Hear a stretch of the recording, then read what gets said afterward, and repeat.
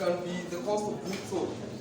Therefore, for the cost of goods sold, you can actually be able to calculate what is the proportion of raw materials and what is the proportion of conversion cost. The total cost of the cost of goods sold was how much? 410. Therefore, you have to consider the raw materials and the conversion cost. If the total cost of the cost of goods sold is 410, you can actually be able to work out what is the proportion of raw materials in that particular component and what is the proportion of the conversion cost. The total raw materials were of how much? They were 200,000. You see? 40,000. 40,000. Then what was the total conversion cost?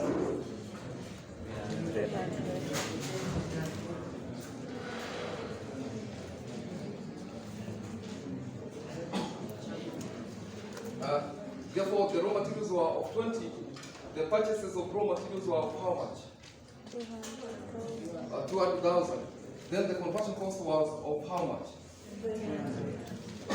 Therefore, the proportion can actually be gotten by considering what are the purchases of those raw materials, which is 200. If you were to add conversion cost, that will give you 200 plus 300 is how much? 500.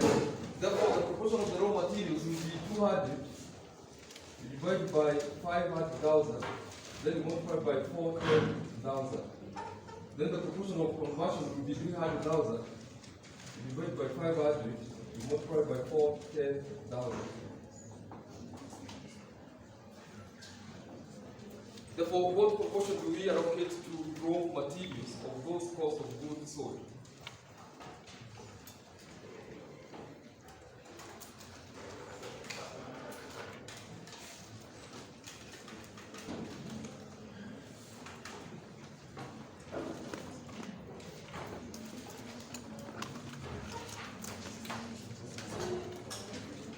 We allocate how much to raw materials? You see? 4,000. Therefore, if that is the case, you are required to determine what will be the closing balance of the raw materials account. Therefore, you can develop a T account for raw materials.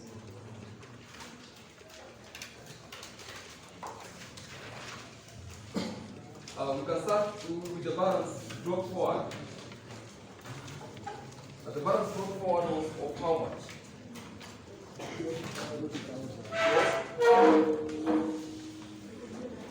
40,000.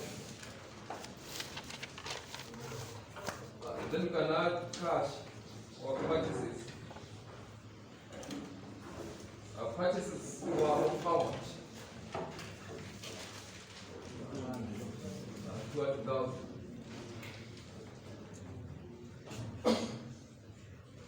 Then we can consider what proportion of the cost of goods sold came from the raw materials. From 1 to 1, we got it at 164,000. Therefore, the balance carried down.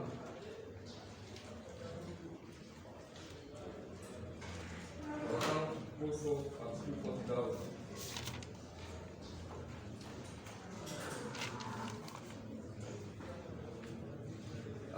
Then the difference between 240 and 164 would be the balance carried forward for the raw materials.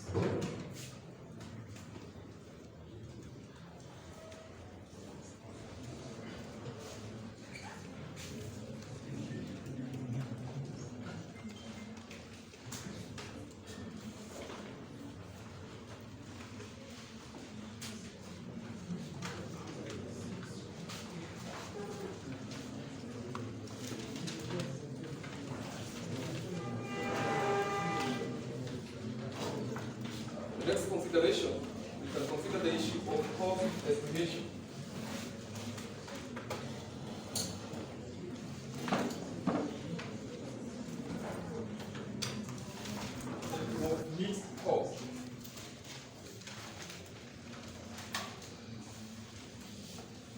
by estimating cost, we are trying to segregate the mixed cost component into various components that make it up. For example, the fixed cost and the variable cost. Therefore, the cost estimation measures actually deals with the segregation of the mixed cost, so that you can get the ingredient that makes up the mixed cost.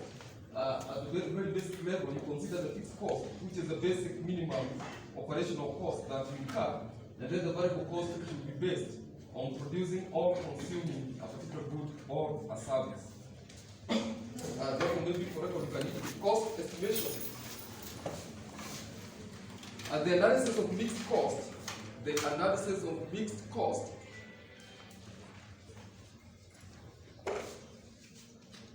into fixed and variable cost.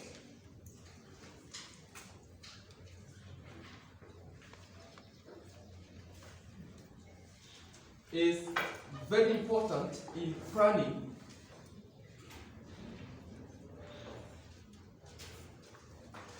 and control of operations.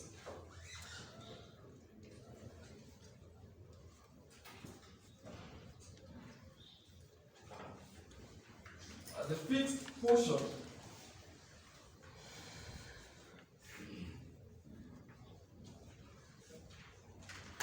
represents the basic minimum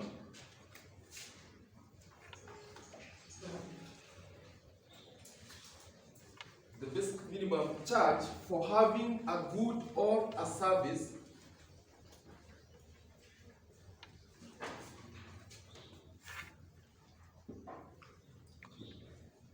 ready and available for use.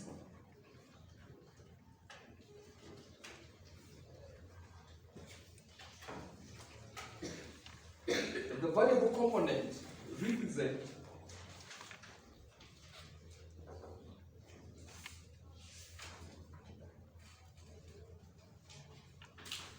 the charge made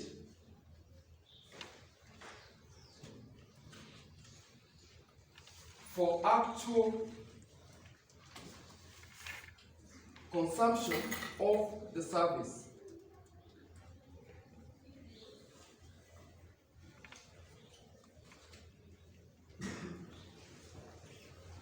There is therefore need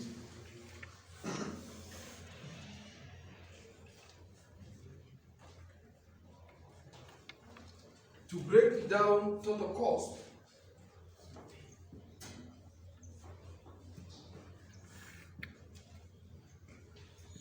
into fixed component and variable component.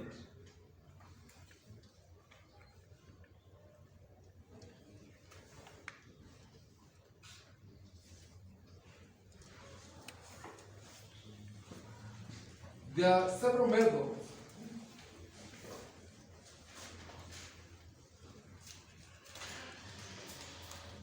of estimating cost.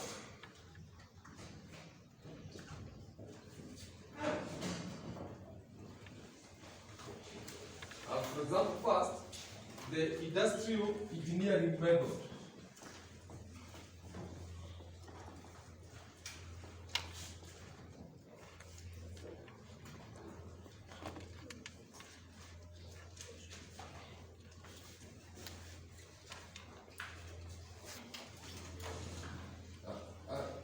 If you are considering the industrial engineering method, it is basically based on the relationship between input and output.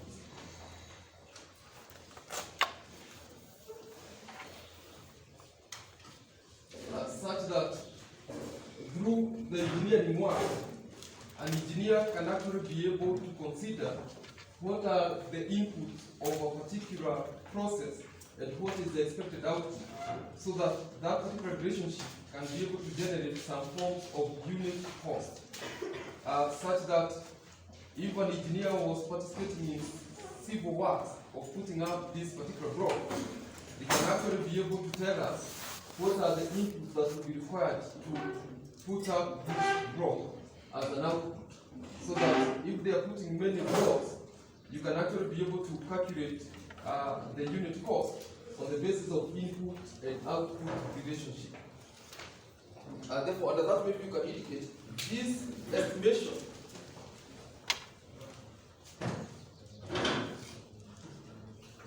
involves consideration of required input for certain output by engineers.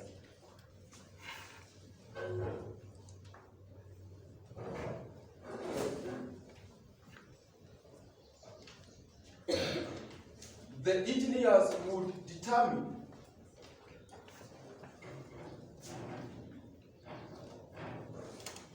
what constitutes an output product.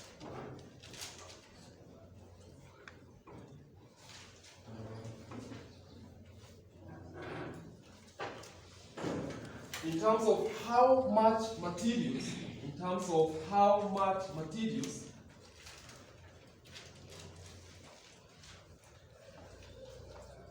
how much labor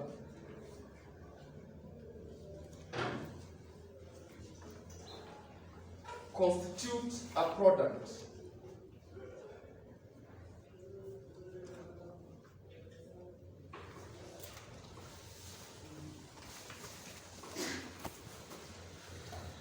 This originates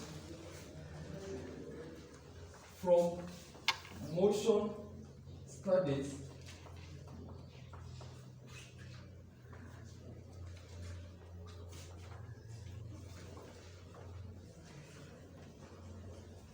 of management theory.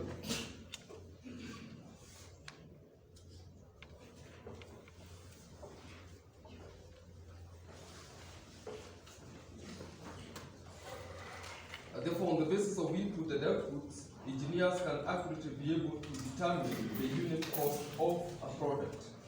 The next method that you can use for cost estimation, you can talk about the high-low method.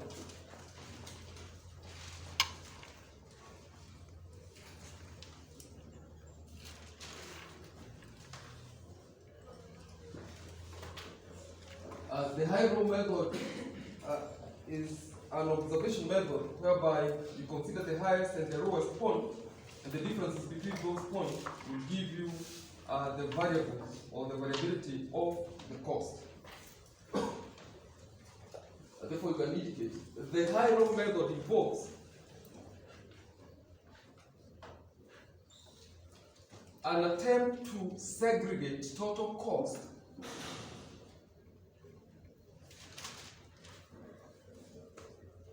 by examining only two observations.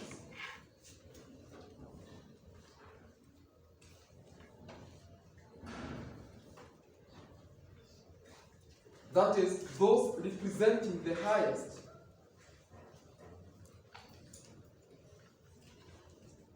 at the lowest activity level.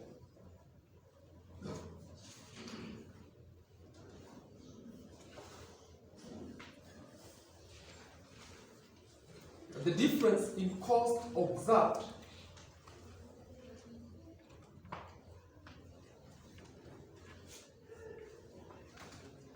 at the two extreme points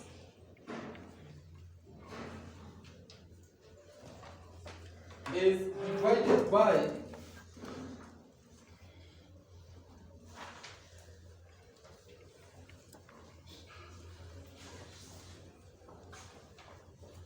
the change in the level of activity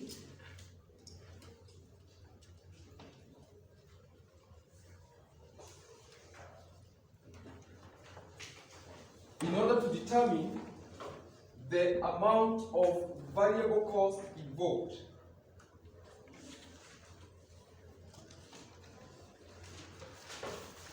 Therefore, the variable cost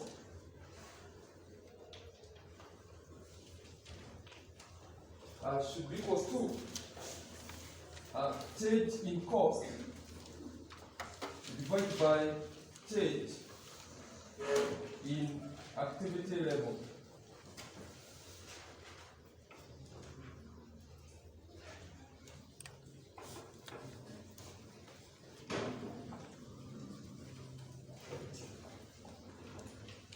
We can have a small illustration.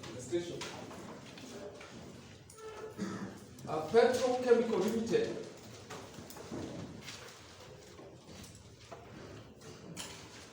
manufactures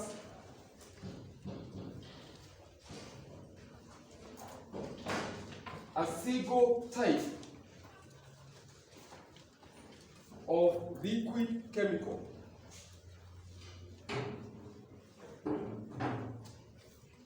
The company production overheads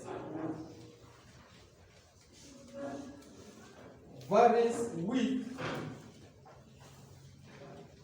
the volume of production.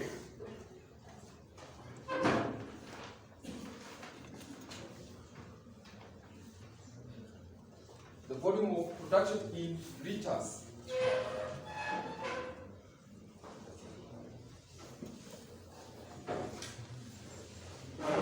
The volume of production and the amount of overhead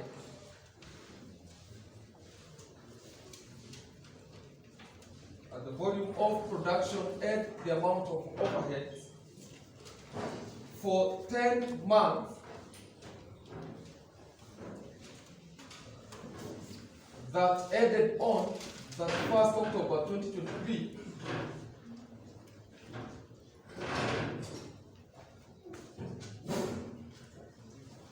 are presented below.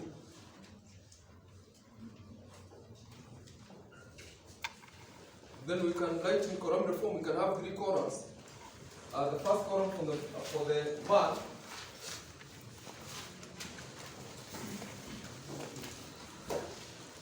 The first column for the month. The second column for the volume of production. Volume of production overheads.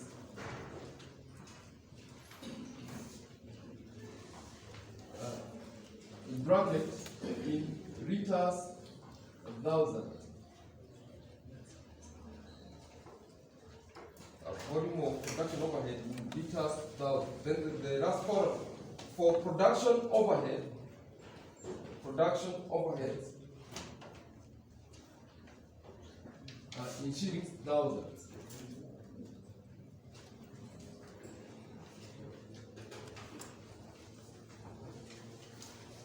The first month is January. Liters 1,150. The production overhead cost for those liters 1,800 or 1.8 million. The figures are in thousands. Then the month of February 120, and the production overhead 1,400. The month of March, 200, and then the production overhead, 2,300. The month of April, 170, 1,900. The month of May, 120, 1,600. The month of June, 250, 3,000. The month of July, 220, 2,700. The month of August, 90, 1,100. The month of September, 180, 2,400. The month of October, 300, 3,200. Required. Use the high-low method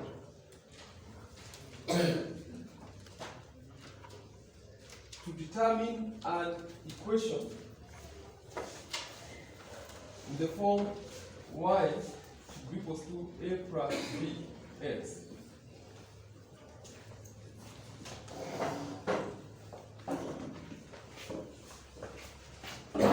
Second, using the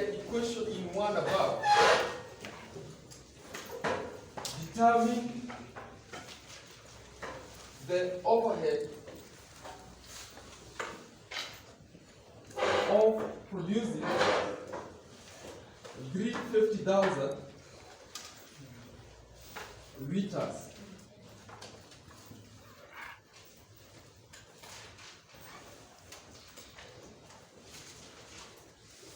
Therefore, under the hydro method, first we can consider the highest level.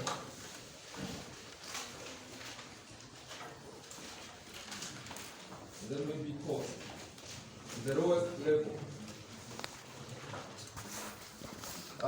Which bank has the highest observation in terms of production of liters?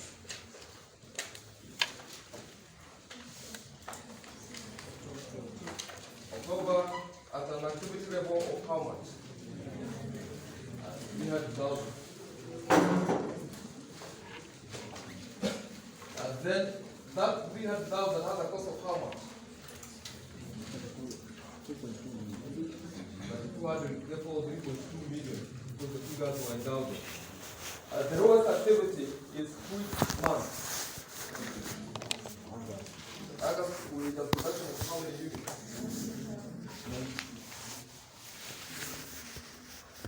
90,000 units had a cost of how much? 1.1 million. And therefore with that, we can actually get the difference between the highest and the lowest in terms of activity level to be 210,000 liters, 300 minus 90. That one will be 3.2 minus 1.1, you get how much?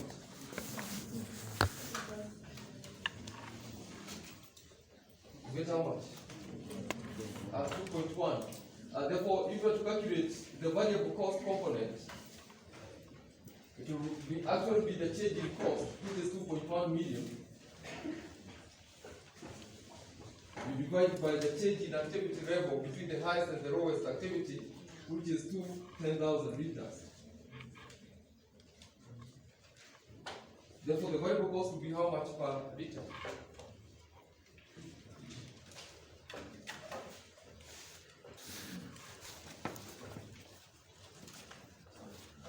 Will be how much?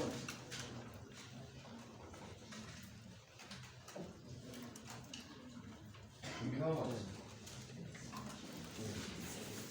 It will be 10 per liter. Therefore, with that is the variable cost. Then we can actually be able to get the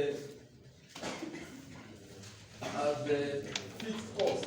If, for example, we were to use the highest level of activity, at the highest level of activity,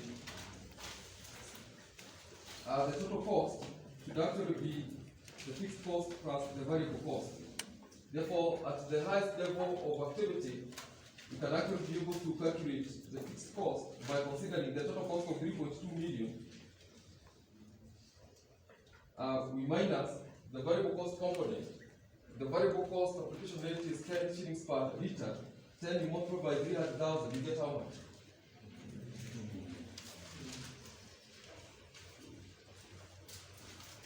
Therefore, the variable cost, which would be the fixed cost, which would be our A, is 3.2 minus 3 million. Therefore, the fixed cost is actually 200,000. Therefore, if you are to make an equation in the form of y should be equal to a plus bx, our y should be the fixed cost of shillings 200,000 plus the variable cost component, which is 10x. Therefore, if you are to make an estimate, the second requirement is using that particular equation, determine the cost that will be incurred if you are making 350,000 liters. Therefore, the second requirement will be the fixed cost component, and then you add the variable cost, you apply it to 350,000 liters. Therefore, the total cost under that would be 200,000 plus 10 multiplied by 350,000 liters. then you can get the total cost under that.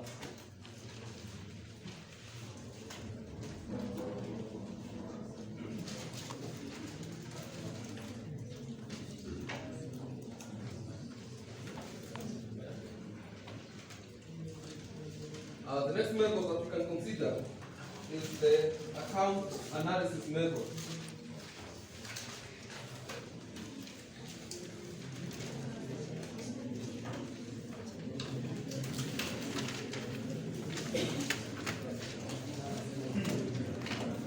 Account analysis method, an accountant will segregate the mixed cost on the basis of the various components that make up a chart of account.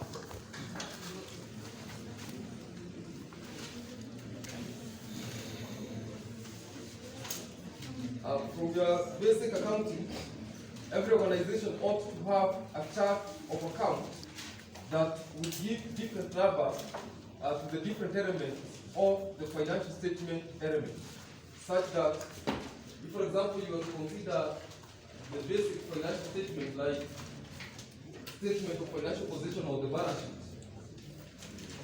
The balance sheet will be trying to balance the accounting question such that assets should be equal to capital plus liability.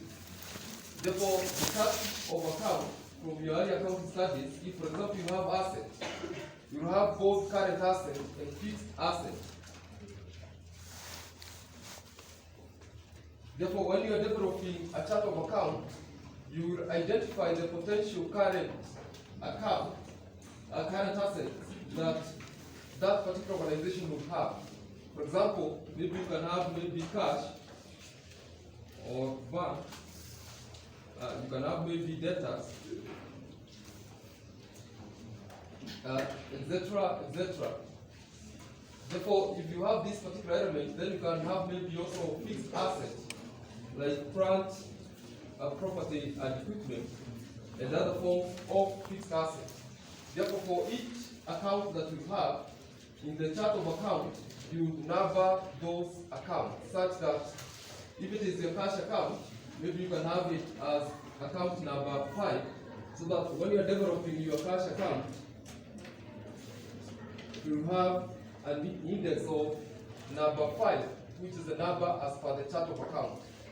Therefore, when accountants classify accounts under the chart of accounts, they can actually be able to identify through their experience in that particular mixed cost within those identified accounts, what constitute fixed cost and what constitute variable cost.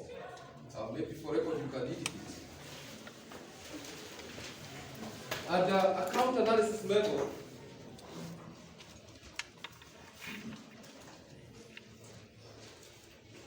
the accountant examines and classifies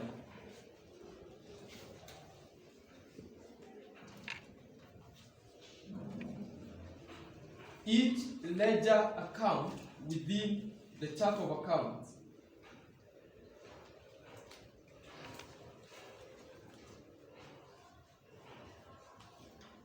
As variable, fixed, or mixed cost.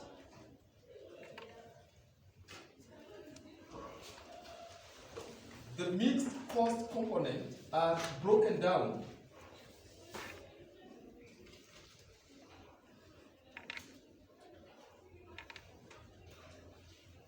into fixed and variable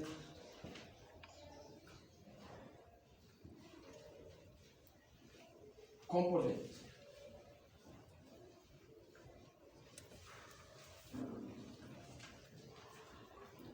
Accountants base these classifications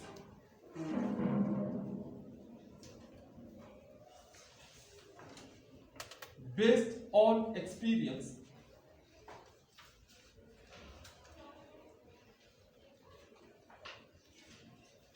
and the inspection of cost behavior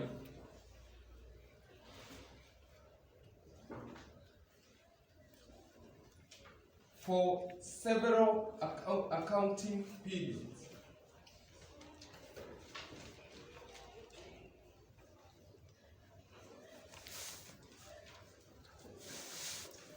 with a view of developing a cost function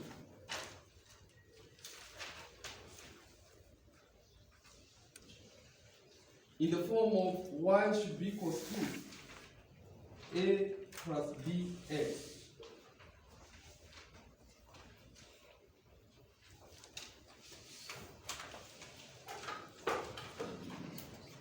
For example, illustration.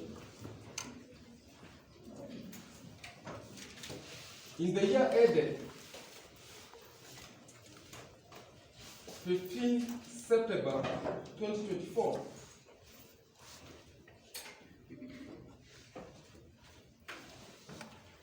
a premier training institution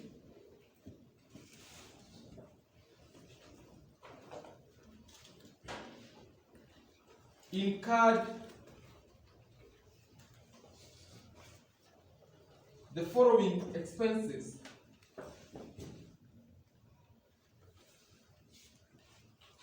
to maintain 2,000 lecturers,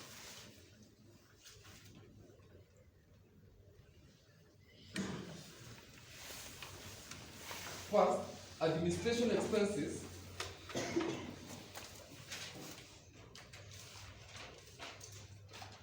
in bracket 45% variable, in bracket 45% variable, then it goes to bracket. We have a cost of 8 million.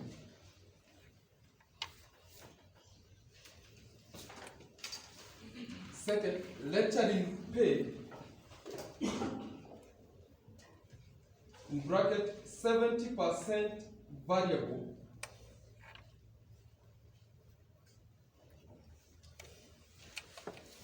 $20 million. Then that airtime allowance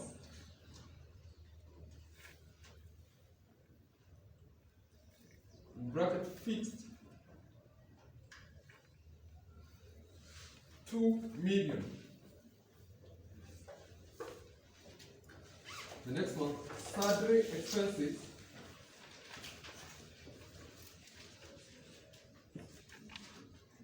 in bracket 60% fixed, 5 million.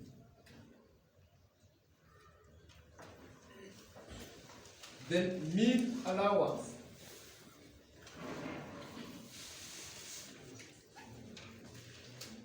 in bracket a variable, 3 million. Required using account analysis method, express an equation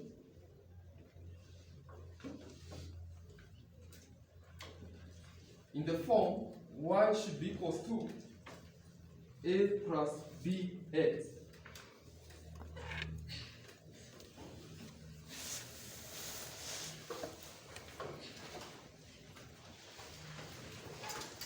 Then second, using the equation expressed above,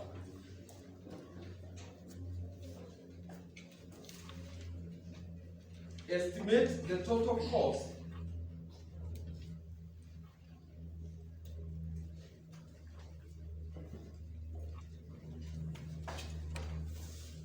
to be incurred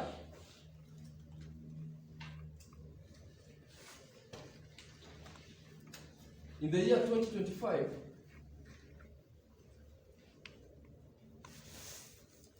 for 3,000 lecturers.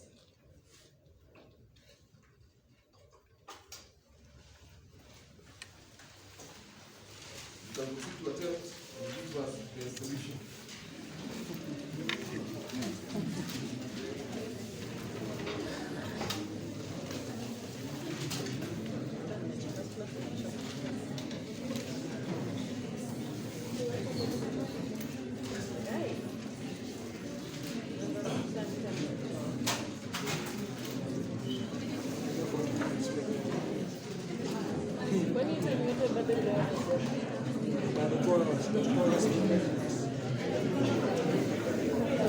Anakaa the whole 3 hours.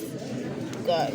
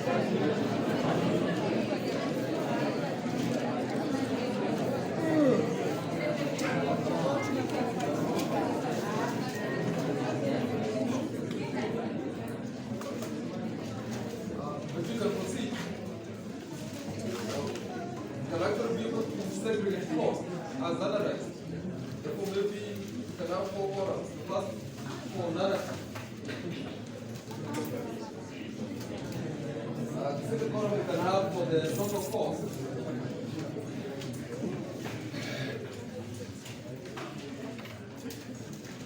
The one we can have for the fixed cost. And then the variable cost.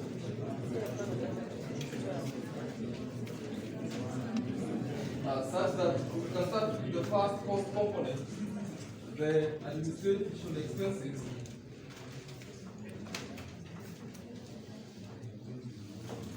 Administration expenses had a total of how much? For how much? 8 million. How much was variable? How much was fixed? The variable component was what percent? 45%. Therefore, 45% of 8 million would be how much? I don't be 4.4 unless you're going to be another vendor. It's how much? 3.6 million.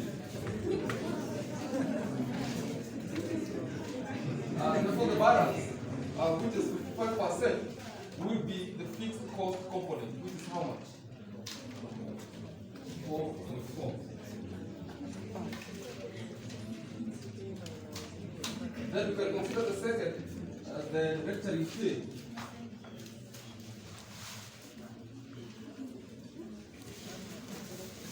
The total cost for the lecturing fee was how much?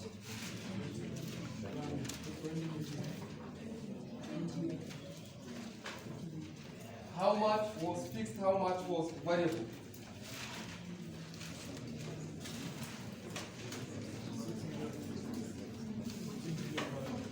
You see? 6 million.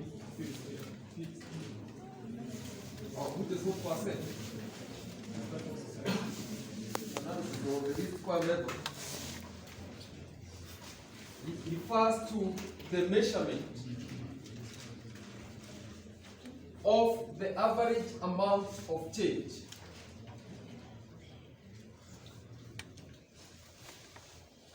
in one variable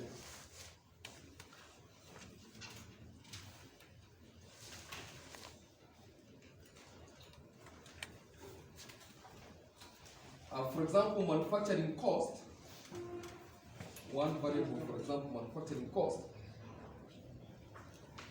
which is associated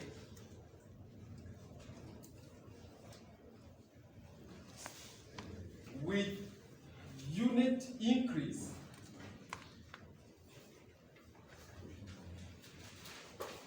of one or more variables.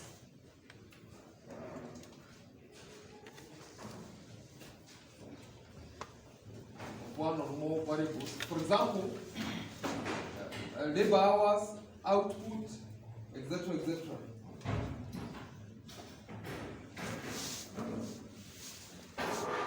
In a new paragraph, you can indicate it is a method of regressing y.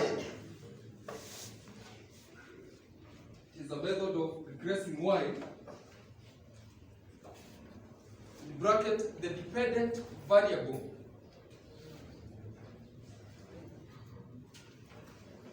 on x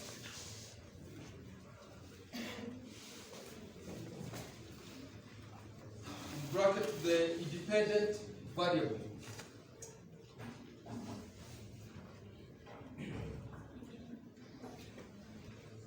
regression analysis attempts to minimize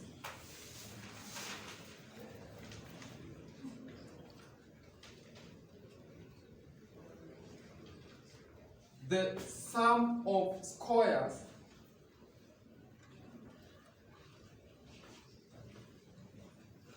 of the vertical distances from the regression line.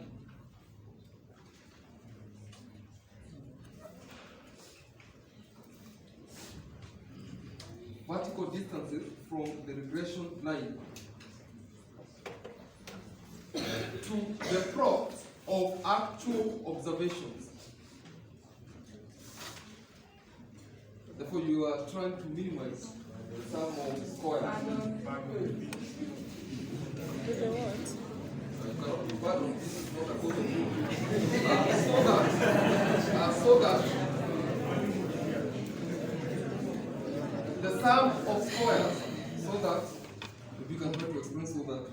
so that the sum of squares of the deviations, sum of squares of the deviations of the regression line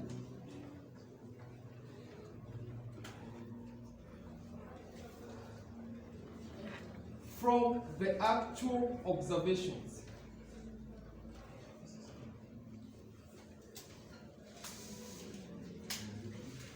is less than the sum of any other deviation.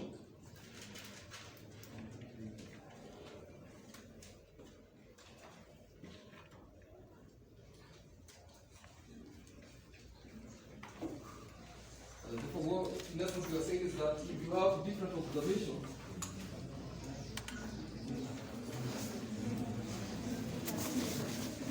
if this is the line of best fit, any deviation of this particular observation that are regressing or deviating from this particular line, under the least squares, you're basically trying to minimize the vertical distances of these particular squares from the line of the best fit, so that you minimize issues of deviation.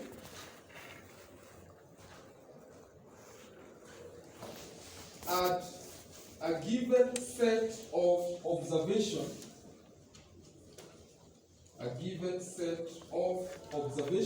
N,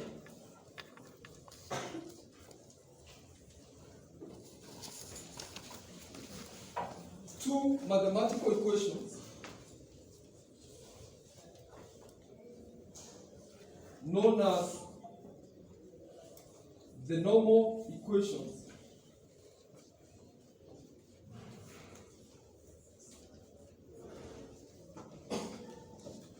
which must be solved simultaneously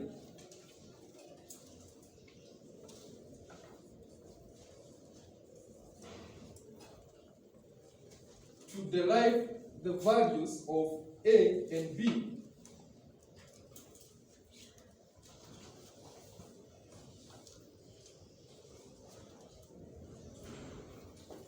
for inclusion, values of A and B for inclusion in the total cost function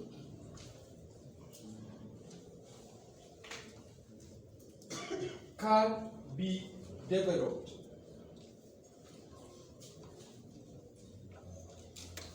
The first equation, the summation of y should be equals to NA plus B as summation of x.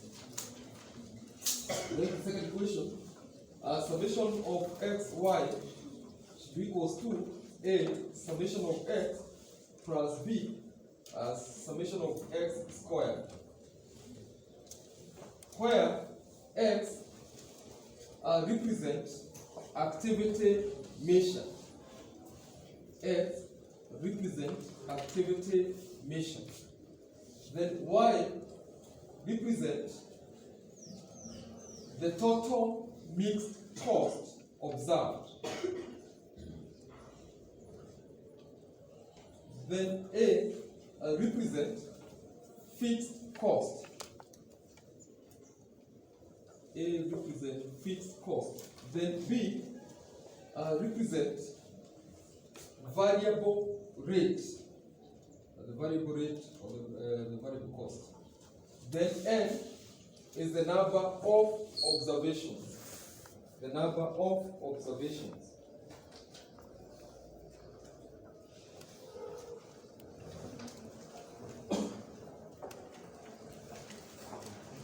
So we can have a small illustration. The following data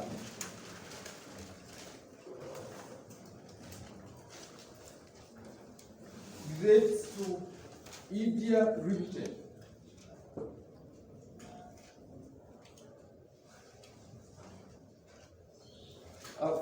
For the period April to September 2024.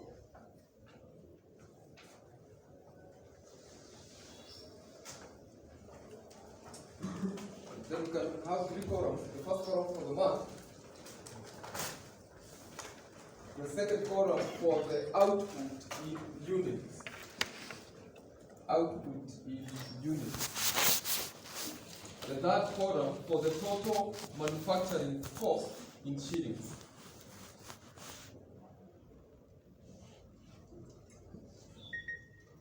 The first month is April. Output 80 units. The manufacturing cost 10,200 shillings. 10,200. Then the month of May, output 90, a cost of 10,900.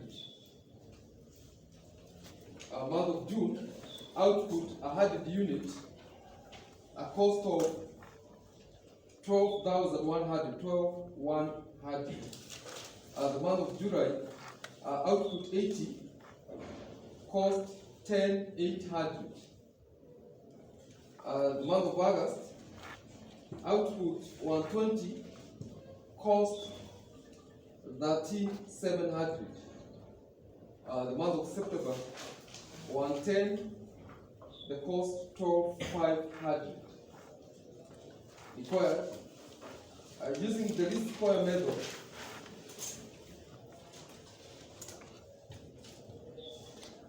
Determine the fixed and the variable costs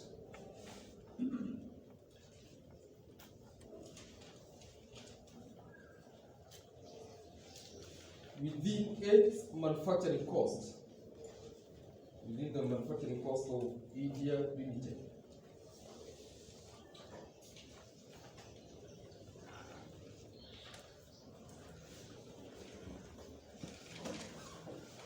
Therefore, in order to proceed, you can have maybe 5 columns. The first column for the month. The second column you can have for the output in units, which will be our X. We can have the third column for the total manufacturing cost.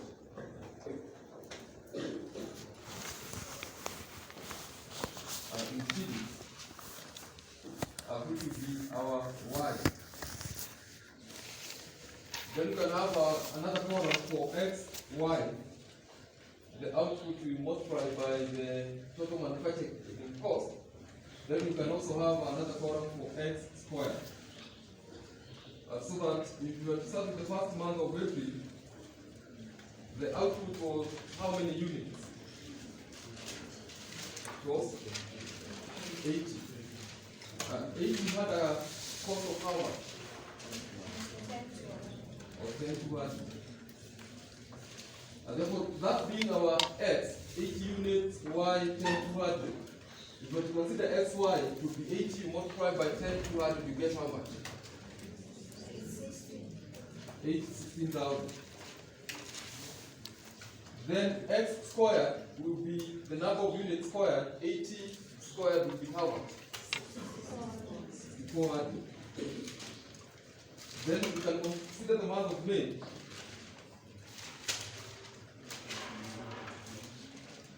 The output was how much in the month of May? 90. The manufacturing cost was how much? 10,900. Therefore, XY will be 10,900 multiplied by 90, get how much? 981,000. Then X squared will be 90 squared. 100. And then you can actually work out for the rest of the month. Then you can give us what is the summation of X. You can also give us what is the summation of Y. Then summation of XY. Then summation was related cost. Therefore, there was a simple relationship between cost and unit of the activity level. Therefore, as you produce more units, you incur more cost. That was the relationship in that particular example. But the activity can also be related to the number of labor hours that you are spending to produce a particular unit. So that if you are spending maybe 20 minutes to produce a unit, then that can also be a relationship. When you are evaluating the regression model, as you have developed maybe y should be equal to a plus bx, there are various tests that you can use. For example, maybe in accounting, the first one we can talk about logical relationship test.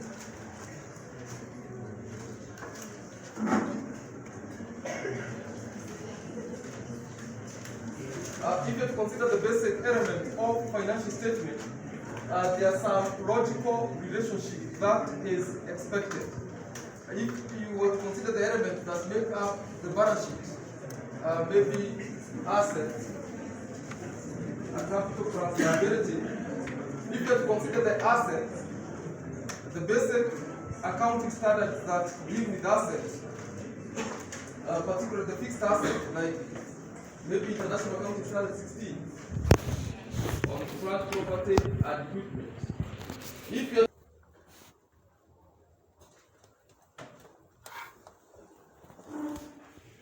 such that the higher the number of units, the higher the cost.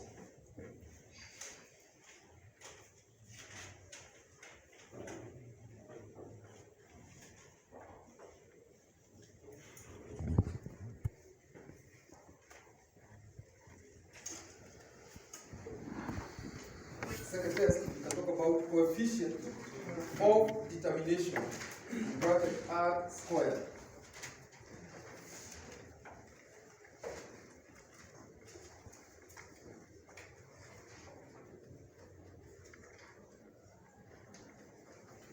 R squared, so that you can indicate. If the regression line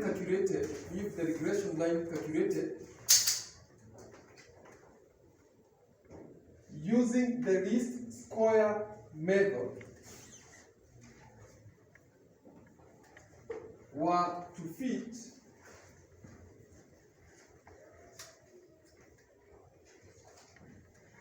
the actual observation perfectly,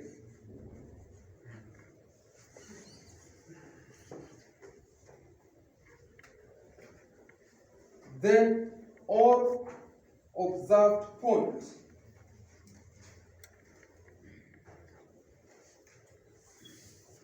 would lie along the regression line.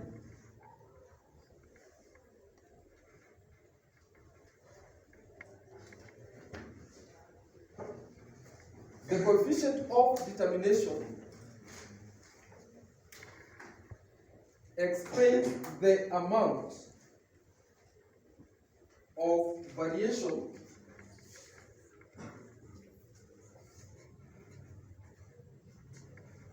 in y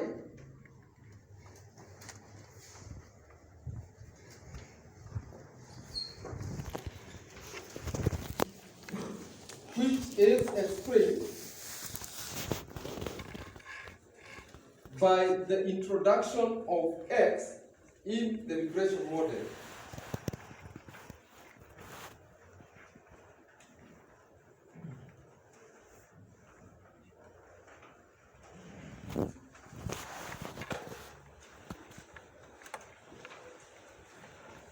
R squared, the coefficient of determination, should be equal to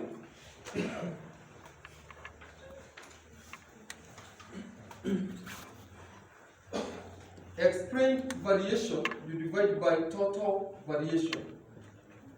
Explained variation you divide by total variation.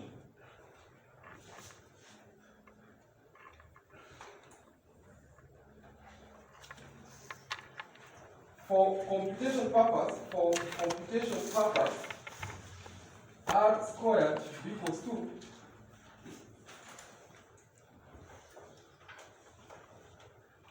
n as summation of xy minus summation of x multiplied by summation of y you square, then you divide by n as summation of x squared you minus summation of x squared.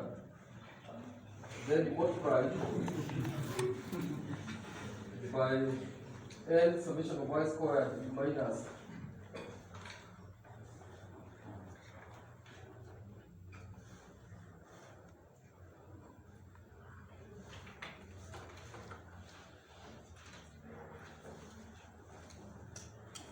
then you can use the illustration of m limited to compute the coefficient of termination.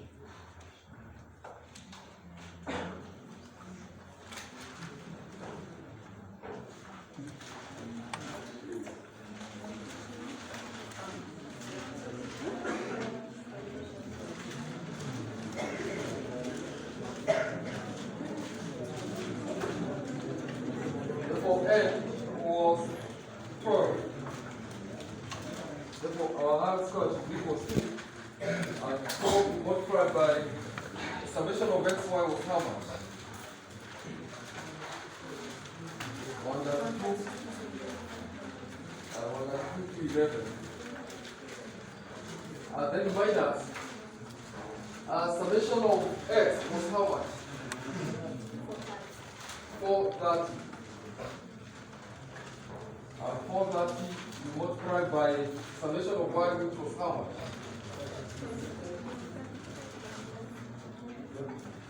How much? 35, 49. Then we can square. Then you divide by n, summation of x squared.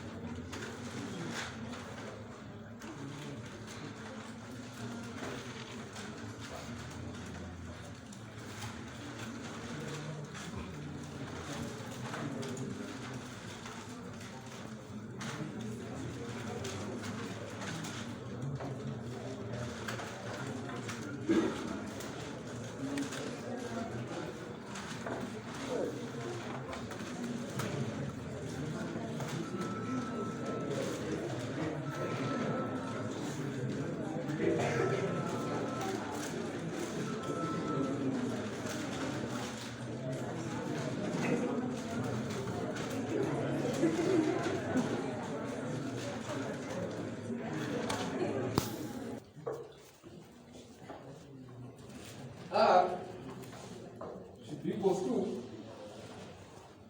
the square root of coefficient of termination.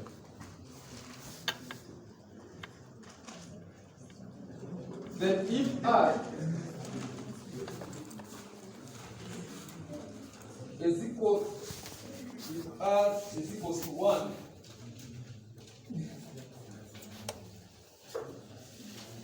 then the two variables are said to be perfectly positively correlated.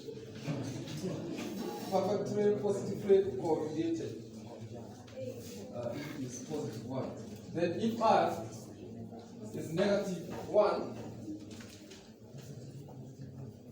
the variables are said to be perfectly negatively correlated.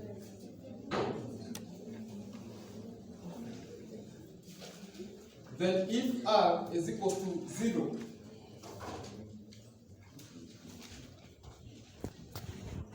there is no correlation between the two variables.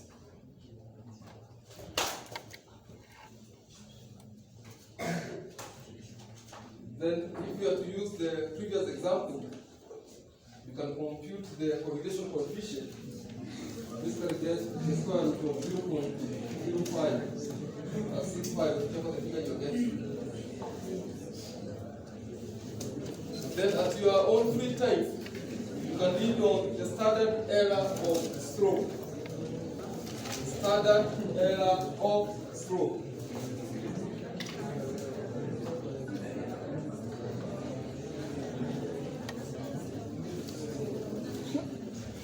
You can also read on standard error of estimate.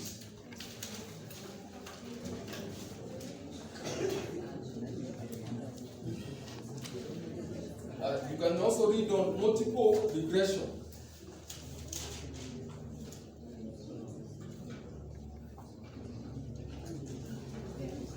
You can also consider auto-correlation.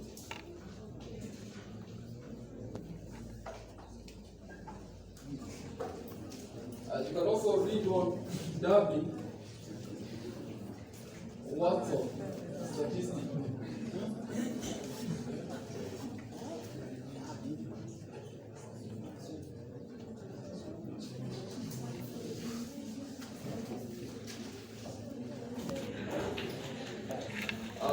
And therefore, purpose to read on those areas and know how to compute each of those. And then you can try to use the illustration of evidence limited that you had earlier, so that you can start there from next class. Purpose to have a calculator, purpose to read on those areas. Those from next class will be moving quite fast.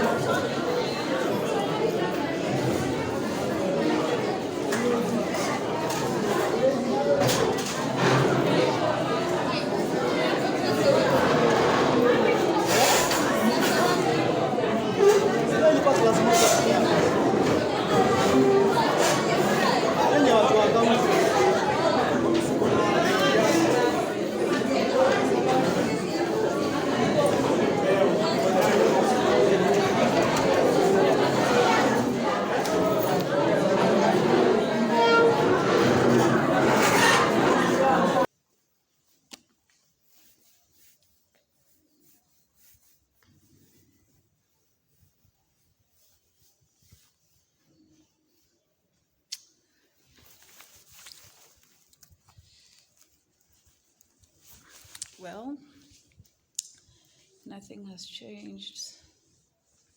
Not that we were expecting it anyways.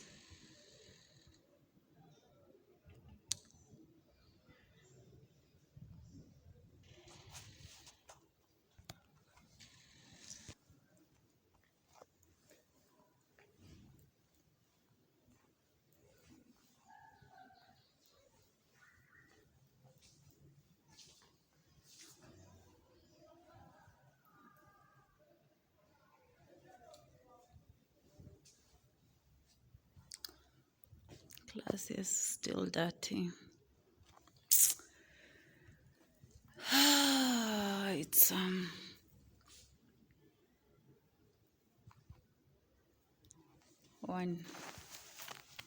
1 p.m. Door still looks the same, no new seats, back to carrying seats. Good thing class ya kesho asubuhi is online. Door still the same, if not worse. First semester ever. Okay, I'm going to walk through sober. I'm determined to, and no amount of frustration is gonna get me to renege on that resolution.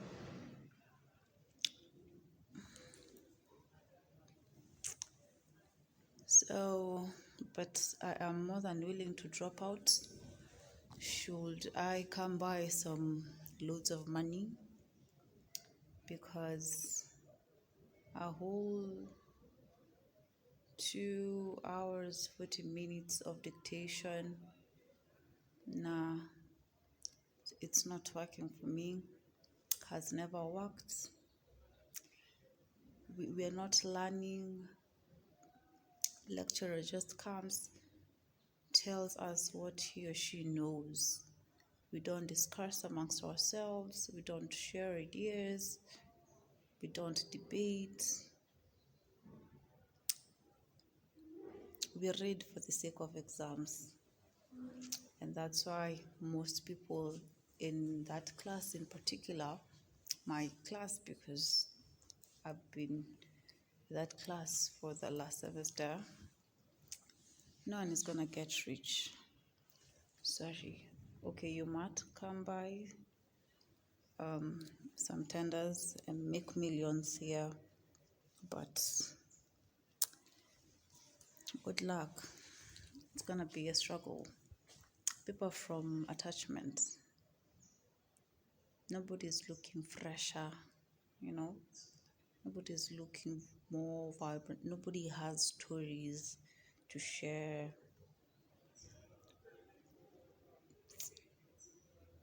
Nobody, there isn't much change amongst the students, but I wouldn't know again. I might be wrong. So that is that. There isn't a drastic change. The environment is the same, it feels the same, and it's boring. It really is boring. But no drugs. No drugs. So, Leo, I go to school in Amazon because I left really fast. Class was to start at 10 and the lecturer kept time, but I'm going to dictate coefficient regression analysis, coefficient for determination, coefficient regression analysis, to fixed, mixed, variable. Anafaa kutupea notes we can discuss, not he lecturing, dictating what notes he's got. It's boring. It really is boring. The library bado haijafunguliwa. For little mapati, but it's not functional.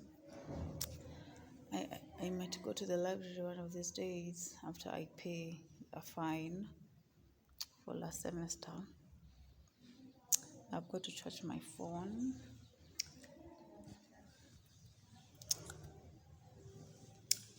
And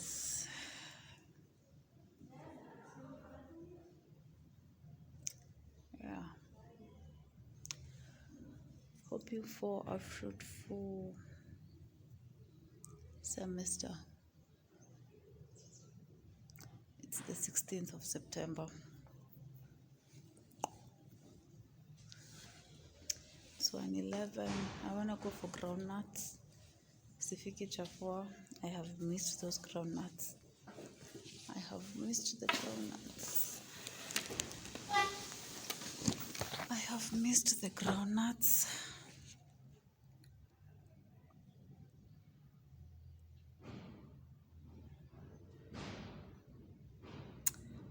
I want to go out. New spaces. Well,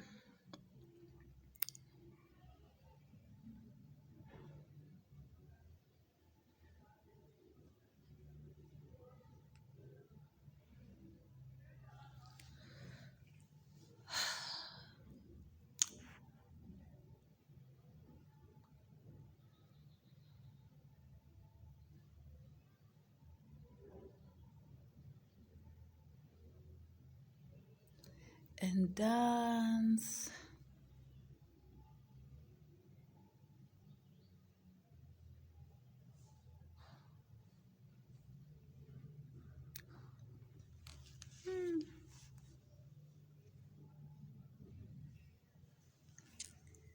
Have fun.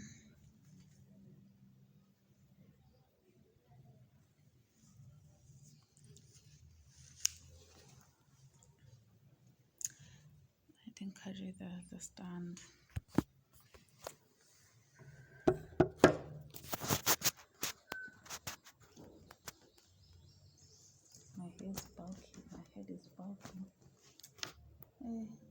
Let me remove one.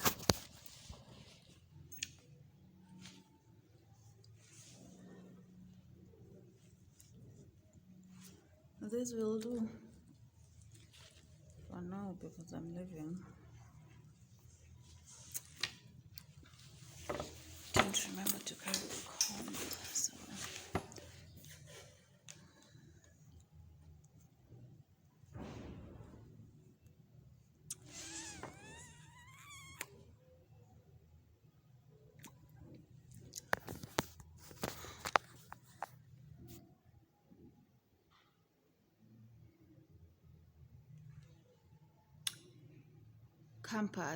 campus, university. They lied to us.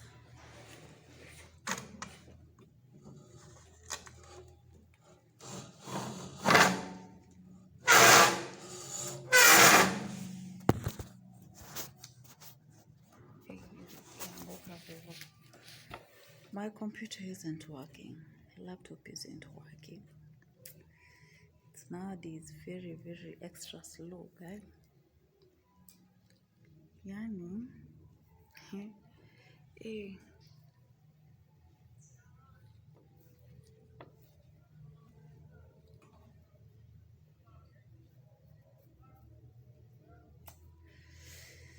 Is it bad?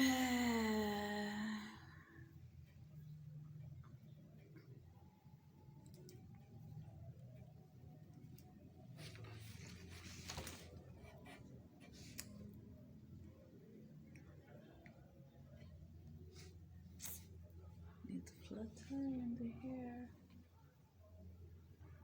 again. So you go for groundnuts and head to the gate.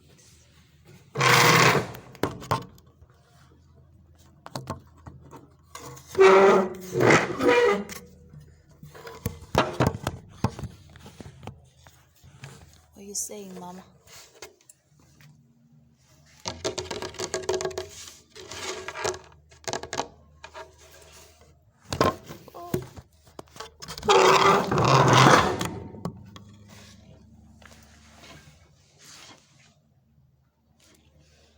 Photo.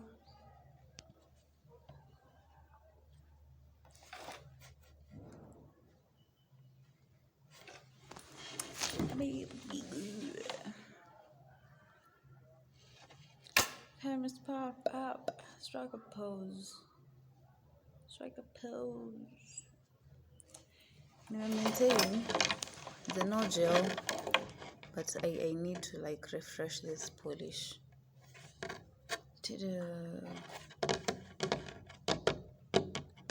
Because see, chip, ready to refresh the polish. I need focus. Yeah. See, Stereo gel, no ways. I'm not going under the UV. Not now, not anytime soon. Probably never even. Because hiyo nimemalizania nayo hapo. And I need to refresh this polish.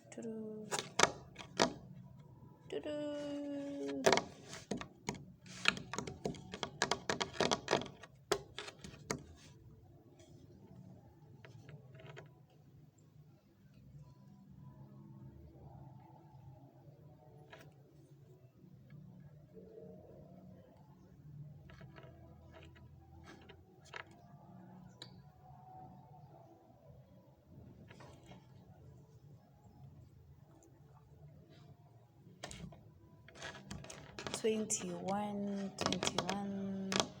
Sina kuchoma najua sana. Hapo karibu na umbrella.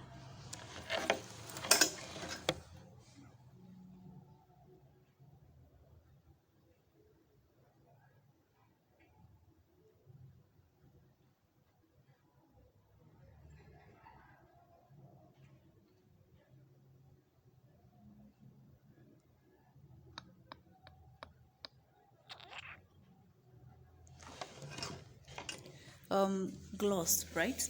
It's on the floor. And mwenye aliweka hapo hivyo, what's it? Inaitwa nini? Absolute. Be full. It's pretty new. But I'm sure imetupwa. Because hizi gloss ukipaka, they darken your lips. Unapata with time, like after 5 applications, your lips start to be a little bit charred. Like snaanza kwa black. So just save up for quality products. It's 33, headed to the gate. I want to go get njugu. So we're leaving now.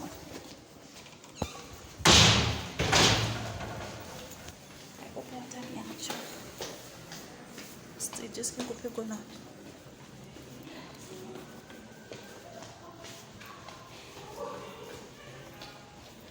Aniachane na njugu. Nataka njugu. Duka nyumbani. So, hiyo duka ya njugu a bit far from where I was exiting from. I'm rushing towards the gate because nikiwachwa nitabidi nimeota jua and it's kind of scorching. So that is that.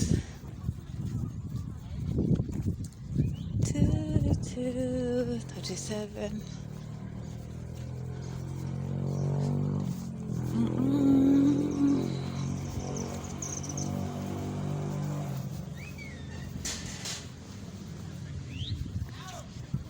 So tungoja tunyana ngoja kurupiwa hapa.